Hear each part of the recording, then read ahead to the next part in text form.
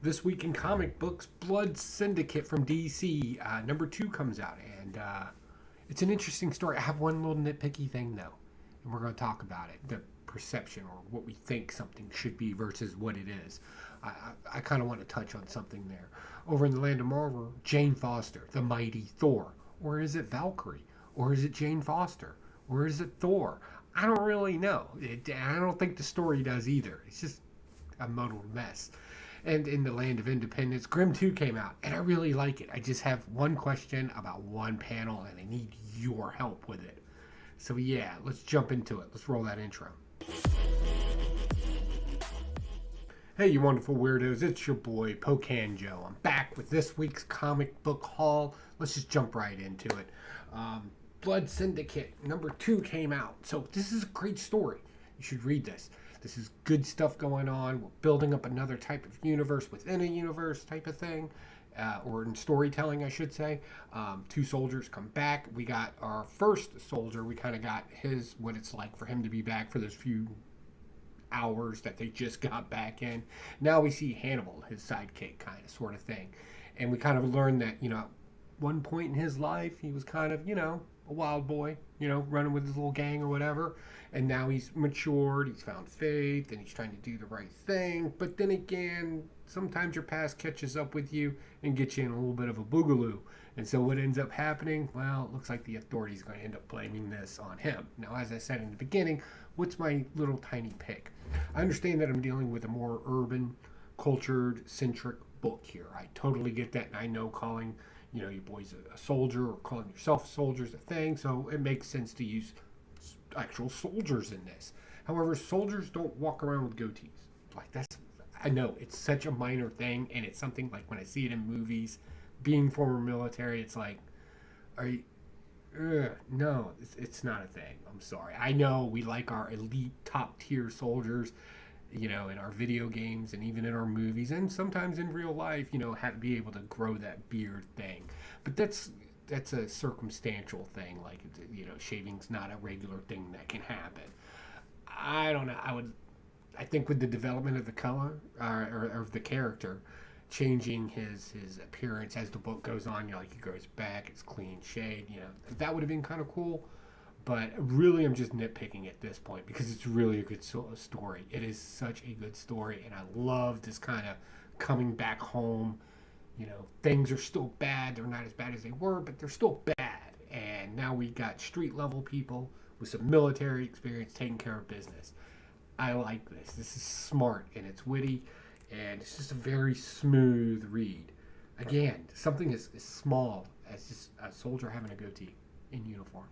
That was my big hang-up. You got to find something, I guess. All right, next, Captain America and Sentinel of Liberty. So we're doing the thing where we're going to retcon some stuff, right? So just get ready for that. There's a secret message or formula, comic book woo-woo, inside Captain America's shield. And there's a mystery attached to it. And something to do with Winter Soldiers involved in it as well, because apparently there's these little crystals we got to chase now, and apparently to unlock where these things are, we're using the shield. As I'm explaining this, it already dawns in my head that this sounds more like a video game than it does a comic book, right? Like each level, boss level, you get to the villain with the thing, right? And yeah, I thought some of the dialogue in it was a little campy, but then again, it's Captain America. There should be some level of campiness attached to it. I get it. It looks like we're going to be using some of our recycled villains from the past as we go forward with this story. But the first one was just pretty cut and dry. Captain America just wants to live that simple life back in his hometown in the Bronx, and just kind of wants to live that quiet life. But then again, men of danger tend to attract danger. So I always like that kind of story archetype story going on. So yeah, it's pretty interesting. I may end up picking some more of this. I know it's probably within the last 3 years. It's been that long. 3 years. But I've actually sat down and actually was somewhat intrigued in what is going on in a Captain America story. So I'll probably pick this up a little bit more until it gets, just dumb. It's horrible. Okay. Next, somebody explained this book to me. What is going on? So here's what I was thinking while I was reading this. If you don't know, there's the Banner War going on right now, and Odin's trapped inside of Mjolnir. Right? Odin, right? Is in Mjolnir, Thor's hammer. In this, for some reason, Mjolnir comes to Jane Foster. Jane Foster's got to figure out which personality she needs to be. There's like 3 panels dedicated to her being Thor versus Valkyrie. You know, it's Jane Foster all at the same time. It looks like split personalities is something that Marvel's want to kind of lean into with the success of Moon Knight and everything. Um, but it's not personalities, it's personas at this point. And there's a difference between the two. Basically, the Enchantress and an unnamed assistant are going around and they're releasing a bunch of people that have been trapped underneath the World Tree, right? And all the bad. So you got like the Dark Elf and just classic Thor villains, big boss villains. They're escaping and they're immediately attacking Asgard. Thor's nowhere to be found. I'm assuming because of the Banner War, but the dialogue in here suggested that something else was going on with Thor. Because right now he's a Hulk, right? Battling the Hulk. Or Starship Hulk, or whatever. It doesn't really matter. But the dialogue made it sound like something else was going on. They didn't really make that connective tissue very well. Luckily, and it may be confusing, because if you didn't jump on the Starship Hulk run, right? You're reading this and you're like, why is this happening? It's like, you're lost. So I'm assuming that's what's going on, but the dialogue doesn't really solidify that. So Jane Foster's got to get to Asgard and stop this random attack. Now, for an issue number 1, you would think, right? Like, why is the attack happening? Like, what are the motives of the bad person in this? And that was not made clear to us in this first issue. Hopefully it happens in the second issue. I doubt it, though, because there's a lot to digest in this that needs to continue on. Hopefully they don't do the cheap thing and just make it a narrative box or a flashback story. Like, because there's a lot of narrative in here. Not just dialogue, but a lot of narrative. And I don't know, does that tell a story very well? I'm going to ask you that. How heavy should the narrative be versus the dialogue and artwork in the story? Which do you prefer to actually tell you the story? Does that make sense? So definitely let me know in the comments down below. I really want to know people's opinions, because I'm often kind of hard if there's a lot of narration in the book on top of everything else. And it's not that I have a problem with reading anything. I enjoy reading things. I just think of it in a group of people and you're trying to understand one story and you have 5 people trying to tell you the same story at the same time. As you're reading, things tend to get muddled and you get lost in things. So I don't know. Maybe I just need a simplistic Dr. Seuss story. I guess is the best way to put it. I don't know. What do you like? Let me know so I'm not just thinking I'm everybody else out there. Next, we got Moon Knight, number 2. This is their, what is this? Black, white, and red issues. And I know a lot of people are getting a lot of these little 3-issue runs with particular characters in them and writers. I don't mind these, even the bad ones. I don't mind, because it seems like to me what they're doing is just testing out writers or giving writers certain motivations and certain characters to see what they can do with them. I don't know if that's accurate or not, but I like to think that in my head. And let's be honest, that's our perception of reality, right? How we see it. Although, with that said, these 3 stories in here weren't that bad. You're not getting a whole lot of information. Think of it as an episode of, Outer Limits or Twilight Zones, right? You get just enough of a story to make it somewhat entertaining in a short bite. And that's what they did in here. And these 3 stories, they weren't that bad. I really like the one where we're basically counting scars with our other insane personalities, right? Like, where did this come from? Where did this come from? Why do I have a mark here? Yada, yada, yada. And they're sitting in a diner doing it, and somebody tries to break in. That was probably my favorite story out of the 3 in this one. I really enjoyed that one. I would recommend it. But again, you got to look at it for what it is.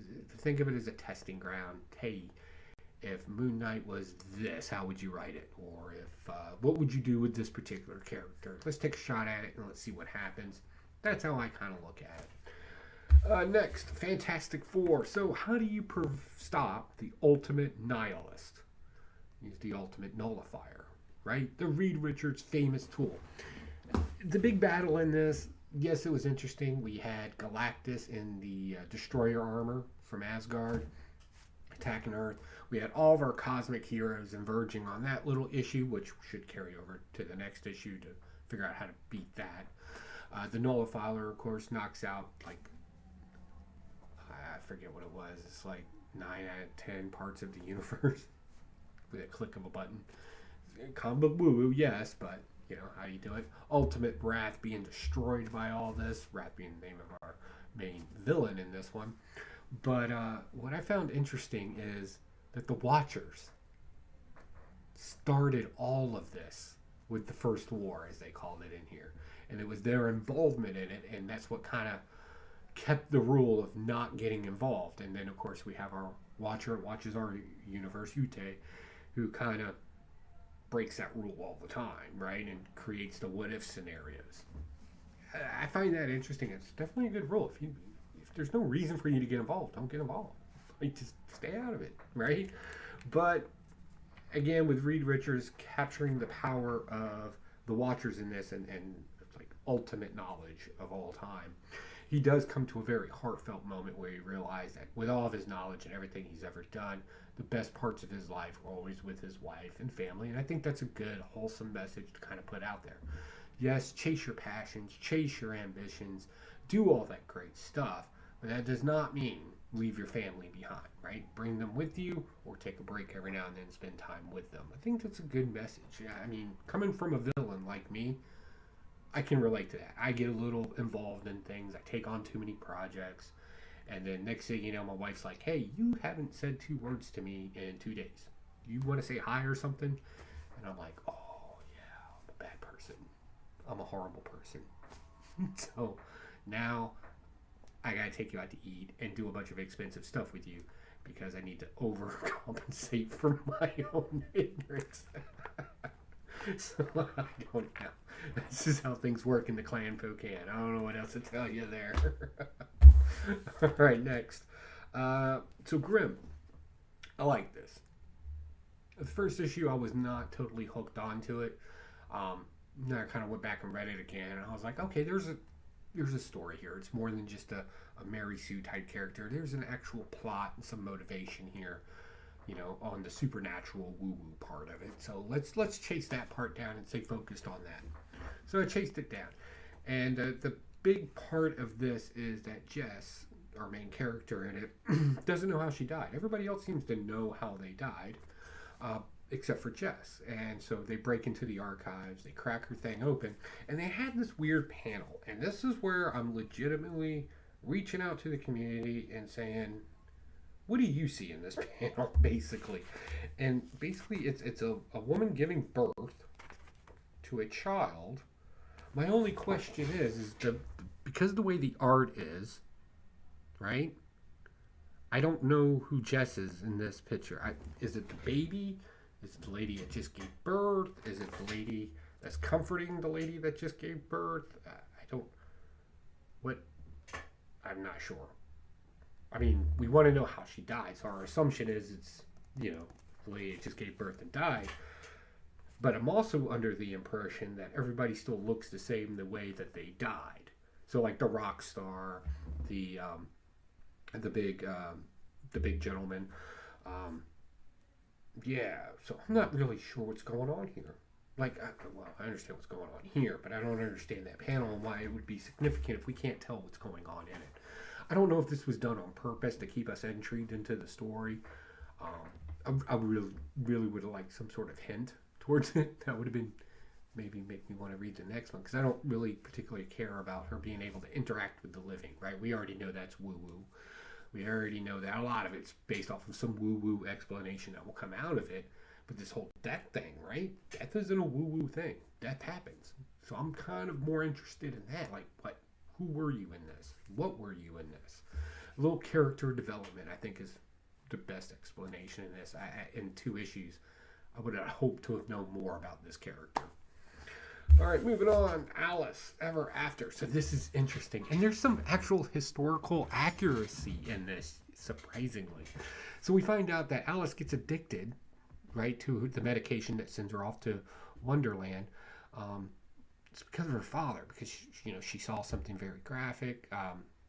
Basically, her dad pulling out her mother's teeth, right, so they can make dentures. That's what Dad did, right? Surprisingly, in early and even in late Victorian time, that was a very common practice, to pull teeth from the dead, the living, fix them up a little bit, seal them up, and then make dentures out of them. It's an interesting fact you can have at your next cocktail party during this time, and before it in England. It wasn't illegal, right, to take a body. Bodies weren't the property if it was dead, right? A dead body was nobody's property. It was very common for people to pick up dead people in the middle of the streets, take them to a university, where some hack doctor could use it for, medical research or anything along those lines. But surprisingly, disturbing a grave, meaning dig the grave up or whatever, that was illegal. Right? Things have changed a lot. Also, another very common practice for surgeons and doctors to also be associated with mental institutions during this time frame and conducting medical experiments on people is actually historically accurate for the time frame that this book sets in. Yeah, I actually researched that just to be sure. I was like, is that something that would really happen during this time frame? And sure as shit, it was.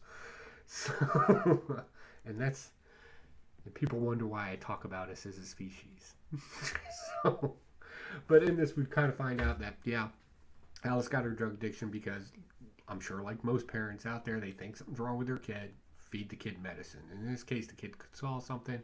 Dad wanted her to forget about it, fed her medication. Addiction starts, of course, and then her hallucination wonderland is what kicked in and out while she's in this asylum. It's dark. It's very dark. So that's my polls for this week. That's what I read. That's what I thought of them. That was my review. More importantly, what did you pick up? What did you get? What did you like? What did you read and you were just like, oh, it was so bad, you should read this because it was that bad? Kind of like a smell this type of thing. It's going to stink, but you do it anyway. Yeah, like that. I do that. Other than that, if you want to know what I thought about my last week's books or any other week's worth of books that you're currently reading, you can check that out with the video right down here. Other than that, I got nothing else, guys. I'll talk to y'all later. Bye.